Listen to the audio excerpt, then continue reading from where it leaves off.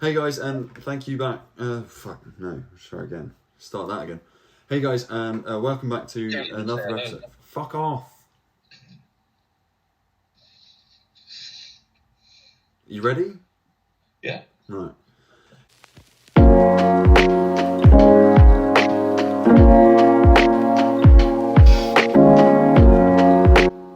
Hey guys, and welcome back to another episode of the PewHub Podcast.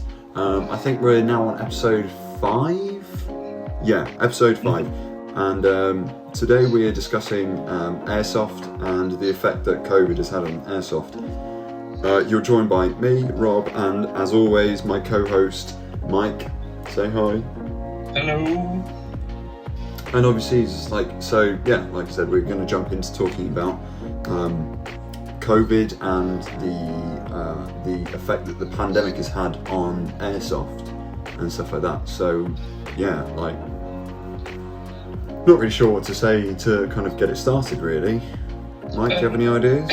I suppose initially it's looking at after the first COVID lockdown, because obviously where COVID hit, pretty much every airsoft site in the UK shut. And I'm saying pretty much, we'll come into that later on.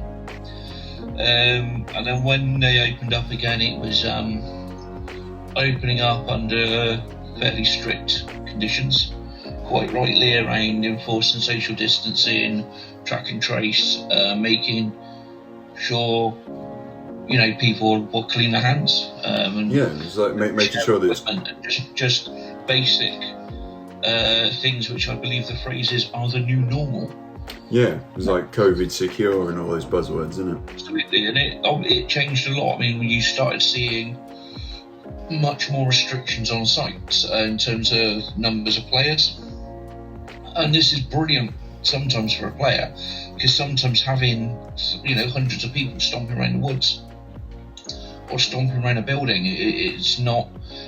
Yeah, you get loads of kills, but it doesn't really add much to the game. Sometimes for a game, it's nice to have a smaller number of people. Yeah.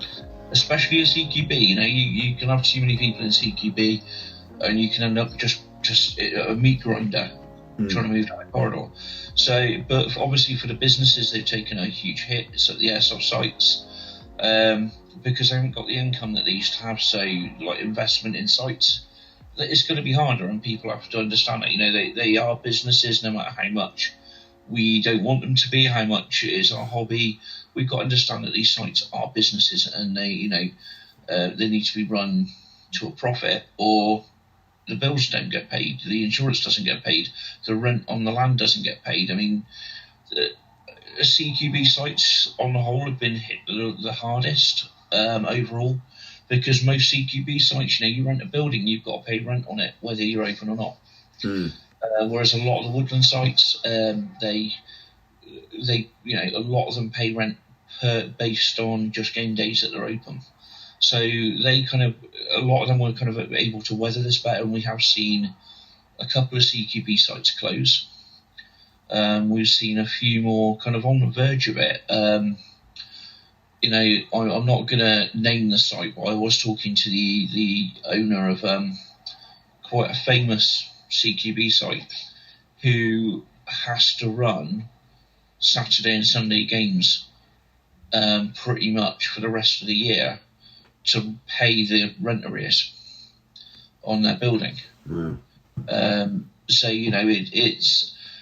it's had a huge negative impact, but I think going forward, actually, if you turn a positive, a lot of sites are gonna. I mean, we've seen sites that previously you could just turn up and play and pay cash on the day and play. Now you can't. Now you've got to book, because they have to manage their players.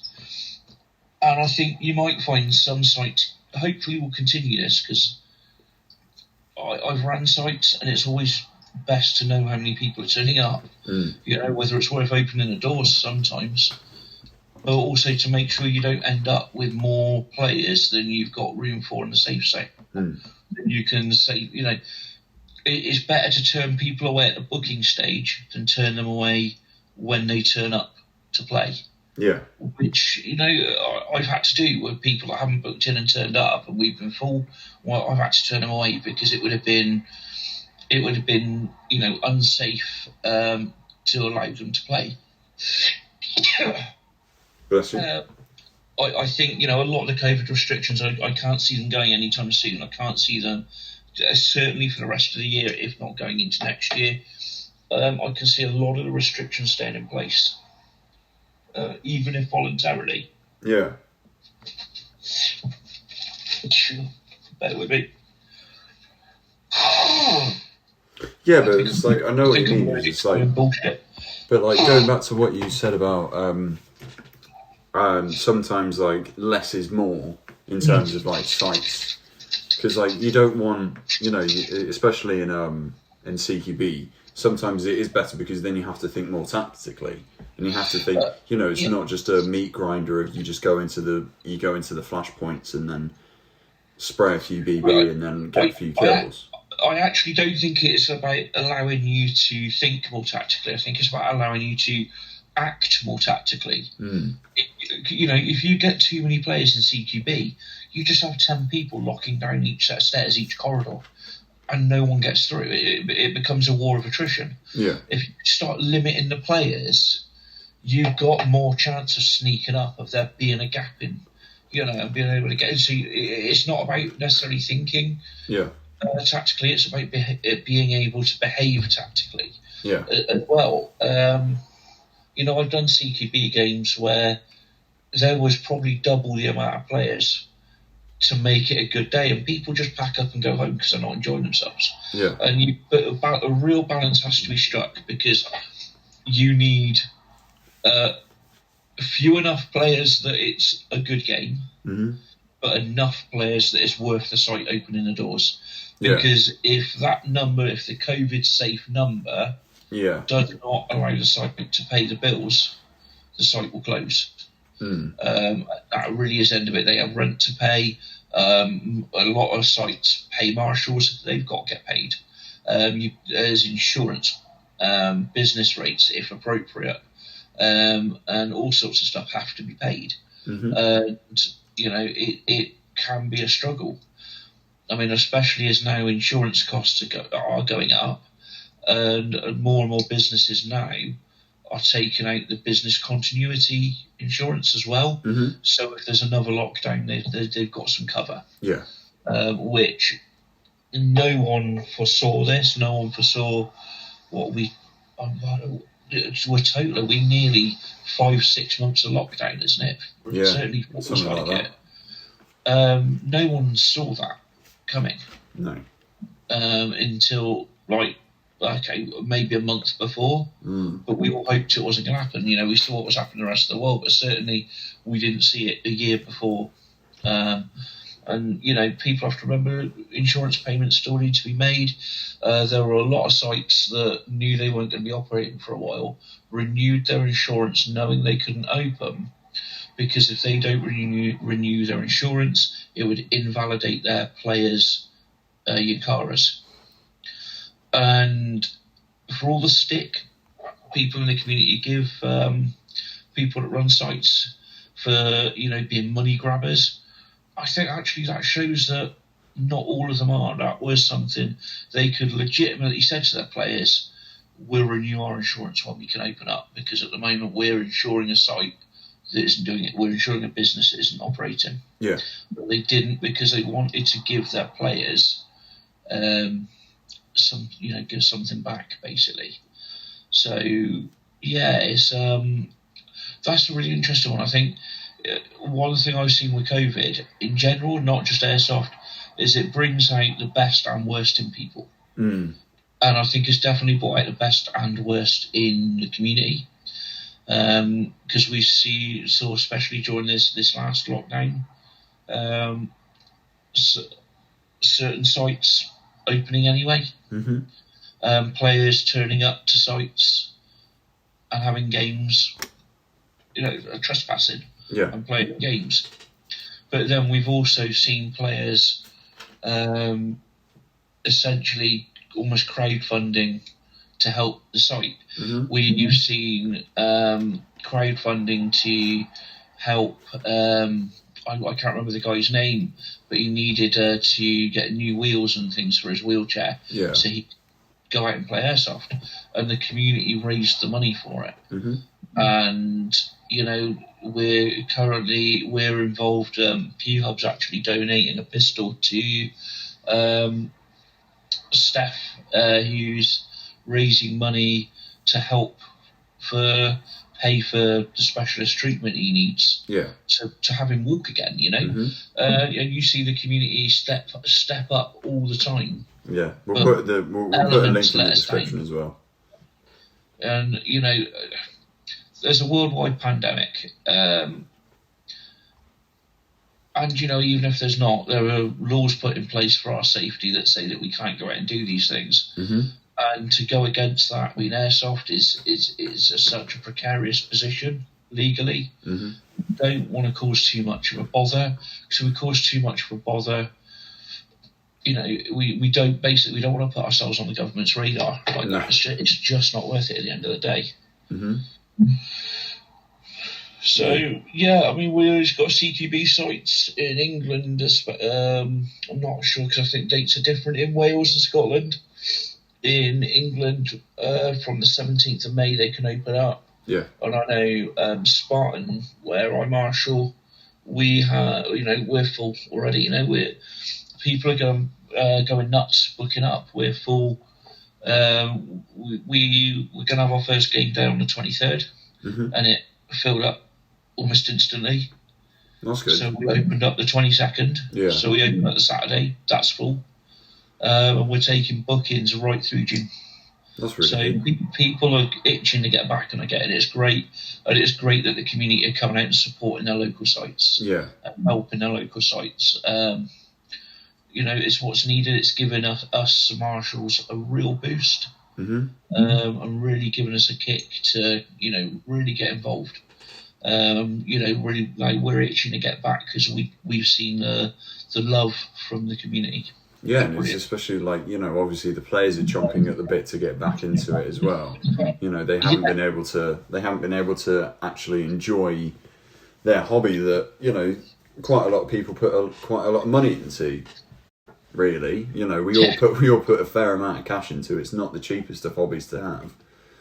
So after a year of not being able to do that hobby, it's good to see that the community hasn't completely abandoned the sites, because it's like you said, as much as people kind of like poo-poo and F and blind and talk about the sites and be like, oh, they were just money grabbers and that and the other, they are fundamentally the backbone of the community in this country, because if you didn't have as many sites, there wouldn't be an airsoft community, would there? Exactly. There'd be nowhere to go, nowhere to take part in the hobby without these sites. And as I said before,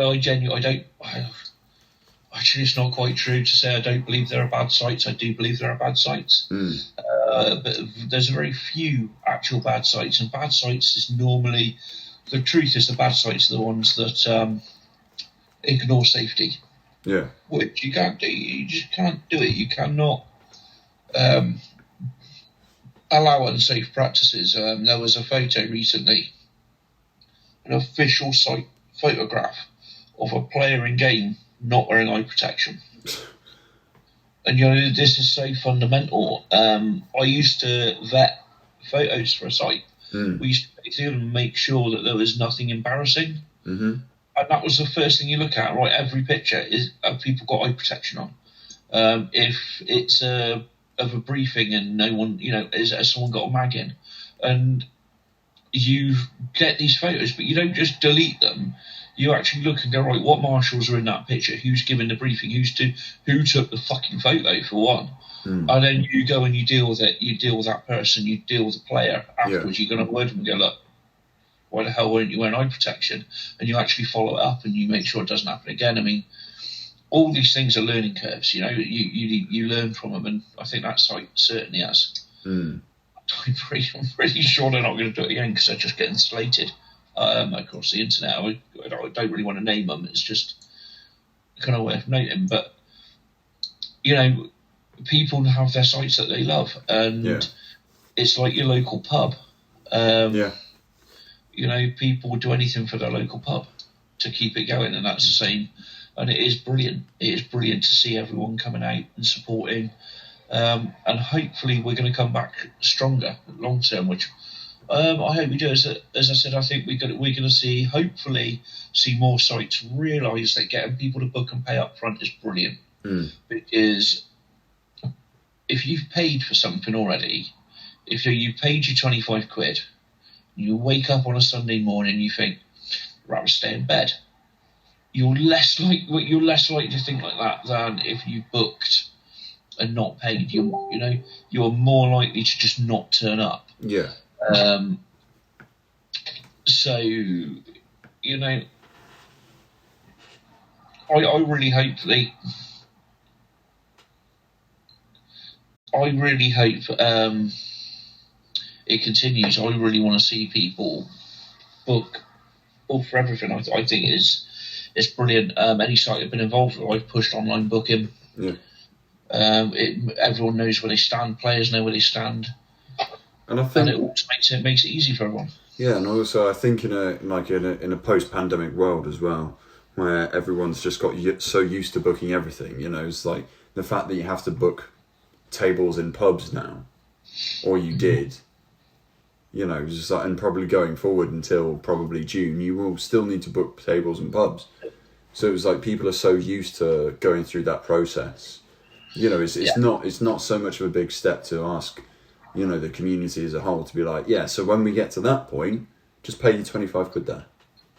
It's not that big of a deal, because then also that will give better guaranteed numbers and more regular numbers to the site, so they know kind of what their running costs are.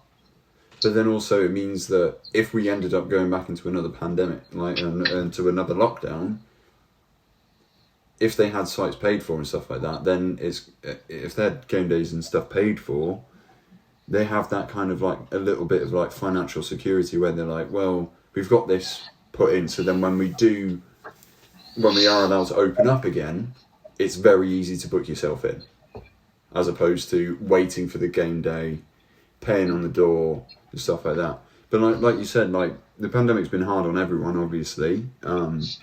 It's been completely unforeseen. But do you know many sites that have had to go under?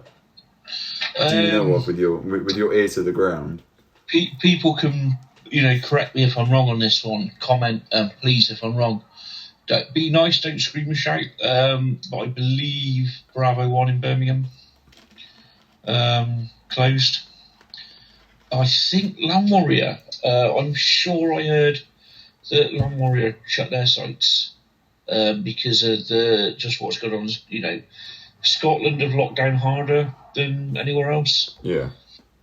And I'm pretty sure they have. There have been a smattering. It's mainly CQB sites, as I said, that have suffered.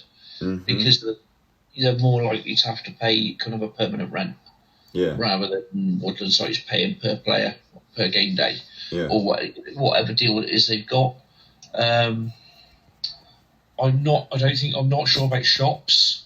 Mm-hmm. I haven't heard of any shops going under, but I mean it's all a shame because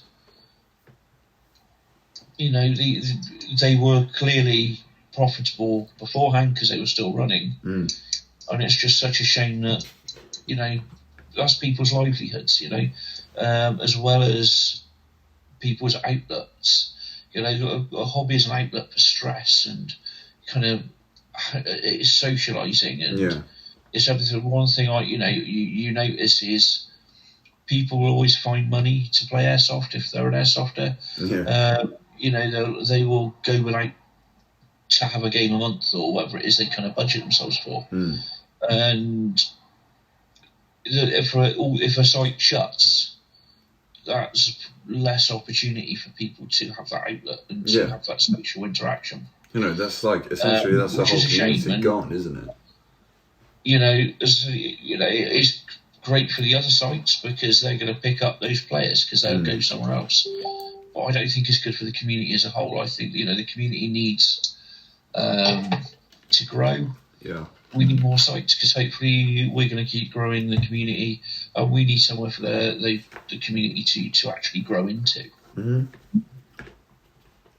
Yeah, no, I do agree, and hopefully when things start going back to normal and everything kind of, all the sites are able to get on their feet again, hopefully that means that the sites that might have closed because of COVID, they might be able to reopen, or, you know, maybe you get the next generation of new sites coming through.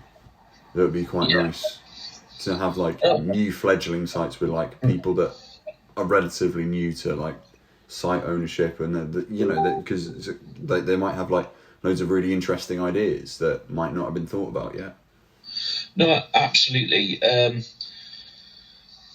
You know, yeah, no, I mean, 100%. We need to see new blood come through, and you know, one thing that is quite good again with the community is people. It's amazing how people help. I mean, there's a lot of people who run sites who don't see other sites as the opposition. They don't see them as competition, because I think they understand that most airsoft sites are totally different. Yeah, you can have 2 woodland sites and they're different. There's multiple sites run in prisons. They're all different. Yeah. And as I said in previous podcasts, finding a good site is like finding a pub. You could go to a perfectly good pub and you just don't get the vibe in there. And airsoft sites are the same, because pubs and airsoft sites, it's the same thing that makes them, and it's the customers, it's the players, it's the community within. And sometimes you won't click. You know, the penny doesn't drop there. You go somewhere else. So, you know, we've got sites in Bristol.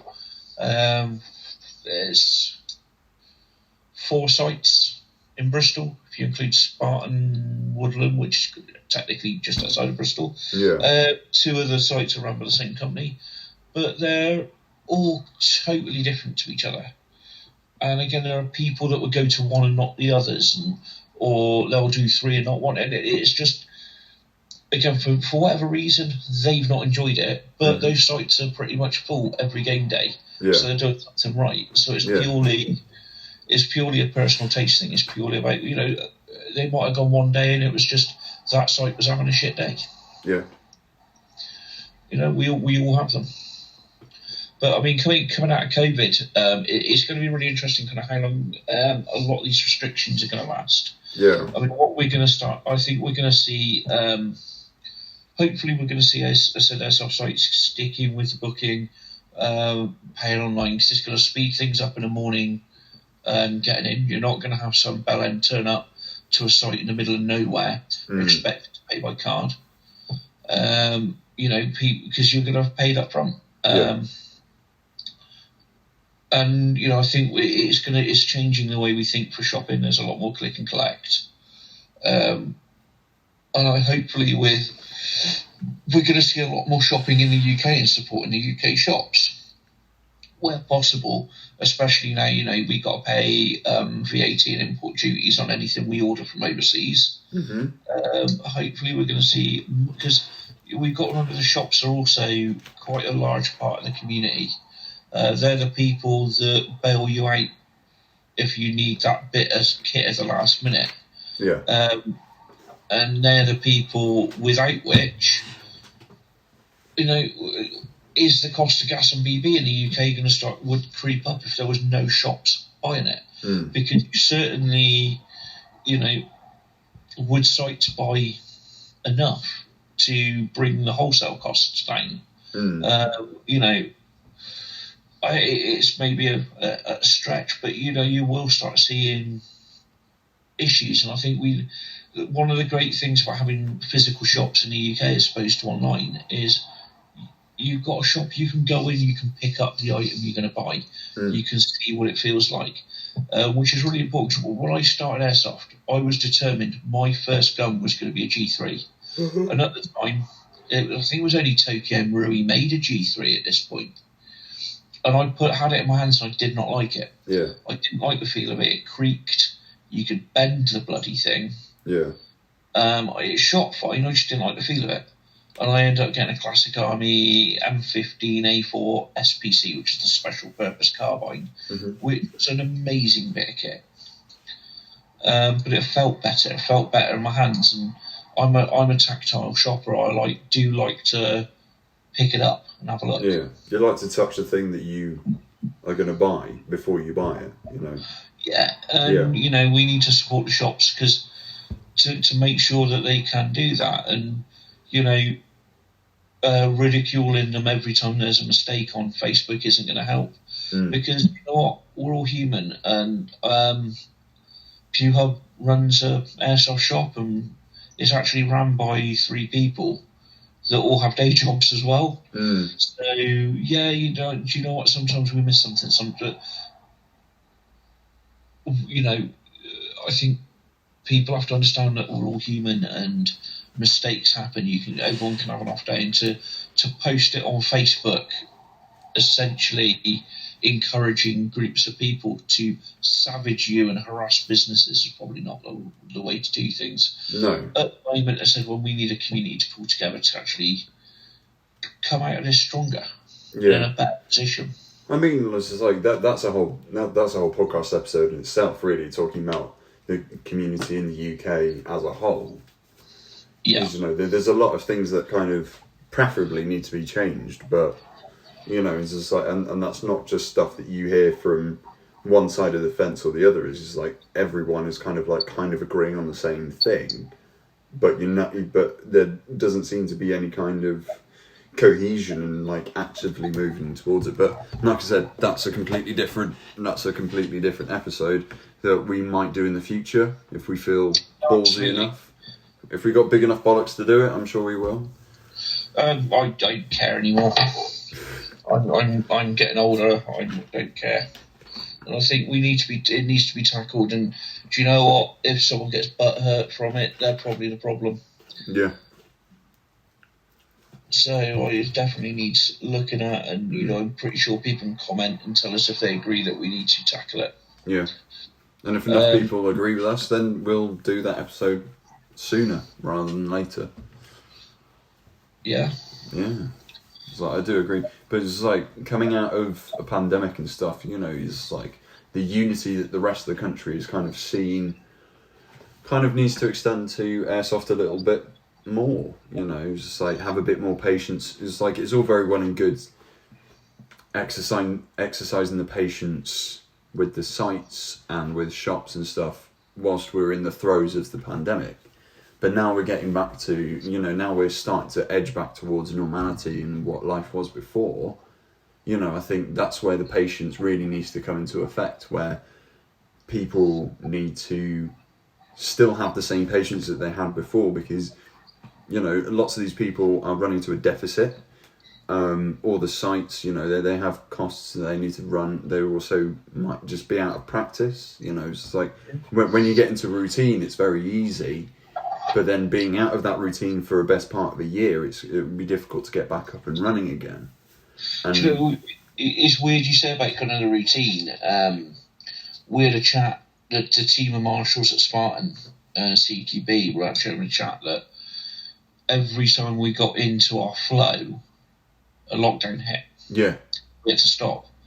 And it is true, you get back up and running, because what a lot of people don't realise is standing up, giving that safety brief, doing the game briefs, is a performance. And it takes quite a lot to do it, and because you're performing. And the more you do it, the better you get at it. If you don't do it for a bit, you get rusty, and it can be quite nerve-wracking. You've got loads of pairs of eyes staring at you, and it's getting back into the flow of that. It takes a lot more work planning a game day than people realise, because you need games that are engaging, that people are going to enjoy, that aren't all the same. Yeah. So you need to try and make sure they're different. You've got to cater for the idiots that just want to run around shooting people, but also the fact you've got some people that want to do a bit more sneaky beaky. So you need to try and have games where both types of people can enjoy themselves. And you've got to plan it so the games aren't too long, that people start getting bored. They're not so short, they're unachievable. And then you've got to fill a day of this. and you've got to build in breaks, and you've got to make sure your marshals are briefed, and in theory you need to make sure the games are set up while people are gearing up. And there is so people just miss all the work that goes into putting on a game day. The hours of work before the doors open, they're running around after people while players are in, not realising we're doing what we're doing. Yeah. And the stress of trying to make sure timings are everything. And we discussed this with Luke from Negative Airsoft about how timings are so. There's a lot of sites just don't get them, and I've heard horror stories from guys I play with that went to a site that I won't name, and they turned up. Safety brief was meant to be 9 o'clock in the morning. Mm-hmm. It was done at 11:30 because they were waiting for 2 players that were running late, and that is absolutely sickening. Do you know, if you had 2 players turn up and all the others turning up at 11:30, I could almost understand it. But to have all those other paying players sat around for 2.5 hours, more than that, probably 3.5, because you normally open an hour before your safety brief. Yeah. Doing absolutely sod all because you're waiting for 2 people. Now, what you do is your safety brief's at 9 o'clock. Yeah. And if everyone goes to it, and if you're not kitted up, if you're on chrono, tough shit, you're going to miss the first game. Yeah. If you turn up late, that's fine, you can play, but not until we've given you a full safety brief, chronoed your guns. So you turn up at 11:30 for a 9 o'clock safety brief, you're probably going to be playing after lunch by the time I finished. Okay, and people won't do it again. And a well-run site has properly structured games, so it'd be right. You'll have your games leading up to an approximate time where you have lunch, and then the players fannying around. It actually knocks everything back. It means it has an impact on how long you can give people for a lunch break. You could actually lose an entire game by people fannying around too much, and it really needs to be. People need to think about it, that their fannying around on game days affects people. Yeah. That's the kind of thing that kind of needs to be beaten out, not even stamped out, beaten out. Yeah, and also like going back to Airsoft after a year and stuff, it's like hopefully people will be so eager that they won't be late, but you're always going to have a couple of people that are going to be late, but it's just kind of... And you know what? It's not always their fault. No. Cars can break down, trains can not turn up, buses can not turn up, there can be traffic, all these things can happen, but don't expect an event to wait for you. No. I wouldn't. If I was turning up to a site and I was running late, I would do everything I could to contact the site, let them know I am coming, but I'll be late. Yeah. I certainly wouldn't expect everyone to sit around waiting for me. No, exactly. But it's just like, it's difficult to sit on like our soapboxes and preach about how no one should be late and stuff like that. It's just like, but that's because... I'm not saying no one should be late. I'm saying no one should expect an event to be held for them. Held up because they're late. So because people are late, it happens. Yeah. Just don't expect me to hold off a safety brief. Don't expect me to hold all these other people up because you're late. Tough shit. We're going to go on without you. Yeah. And we'll slot you in when we can. Yeah, true.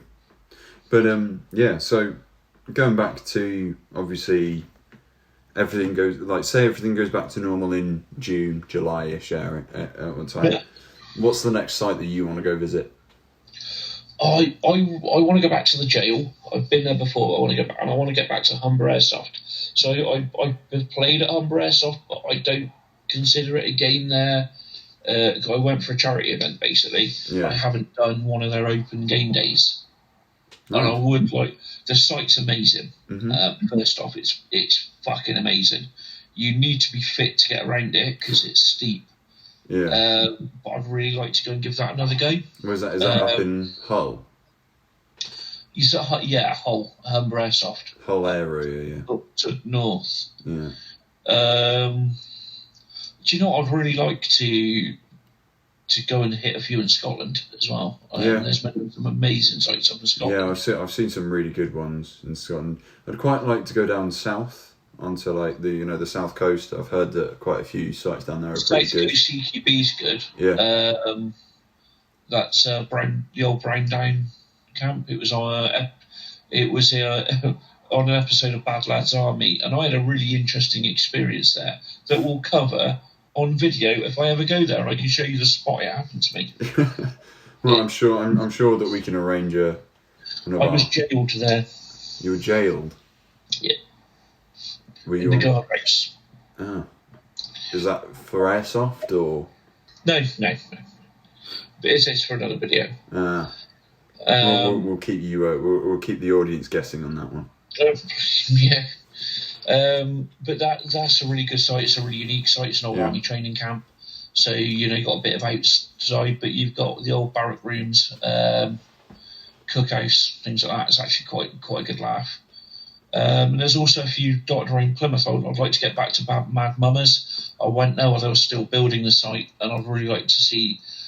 It was an amazing day. The team that run it are absolutely fantastic. Yeah. I'd really like to go and see how they get on. Yeah. And there's also a few sites that run Exeter, which they come from Bristol. It's actually, it should all relatively be easy, yeah. But there's definitely a load around the southwest, and also I haven't played at Dragon Valley in ages. I'd really like to get back to Dragon Valley, in Carmen in Wales. Mm-hmm. Looking forward to getting back out to Mid Wales Airsoft for England v Wales. And maybe hit a few. I'm kind of at the point I'd rather hit a few weekend events. Yeah. So we're planning on doing NAE next year. If anyone sees us, come and say hello. You might end up in a video. Be like going on mass. Hopefully filming one of these live. Potentially doing a Facebook live filming while we're out there. Yeah, definitely. But yeah, no, I want to get out and about. I kind of want to hit some sites I've not been to. I really need to sit down and have a work out where I want to go and when I can go. Yeah. When I can potentially get out to these sites. Oh yeah. It's like I saw quite a few photos coming out of like sites in Northern Ireland that I'd actually quite like to go to, because it seems like the stuff they have out there seems quite interesting, really. We'd probably be better off hooking up with the site and renting, because their limits are a bit lower than ours. And what you don't want to do is take your kit over and it be just slightly over. Yeah. I've got some contacts in Northern Ireland, so we can certainly kind of hit them up. Yeah, we might end up in Northern Ireland. Trust me, if we're in Northern Ireland, we will definitely put it out there. Maybe meet some people. Yeah. It'd be nice. Yeah. But, I mean, I think we're going to see quite a bit of growth in the community. We've seen a lot of people through lockdown say they want to get involved, and hopefully people are going to do it in the right way, encourage them, bring them along, and we'll have a bigger, stronger community. Yeah, that would be nice. But is there any other points that you wanted to touch on? I think that's it at the moment. I mean, if anyone has any, it just comes back to, if you've got any subjects that you want us to cover, message us, private message us, put it in the comments. However you want to do it, just get in touch. And then you can hear us ramble on absolute gibberish about your chosen subject. Yeah, you never know. We might even convince a guest to ramble on random gibberish for us. We've done quite well at convincing guests to talk bollocks with us.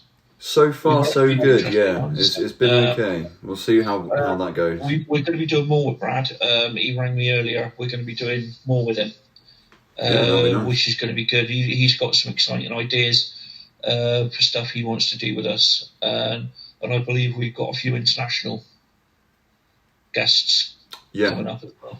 Yeah, and it's all in the pipeline. Don't you worry. Yeah, so that's about all we have time for today. Thank you very much for listening. Of course, this has been the PewHub Podcast. I might actually name it the PewHub Podcast brackets working title, just because it's becoming a bit of a meme at this point. But as always, if you want to ask us any questions, just pop them in the description, pop them in the comments down below, and also don't forget to subscribe to the YouTube channel. And once again, thank you very much for listening, and we will see you soon.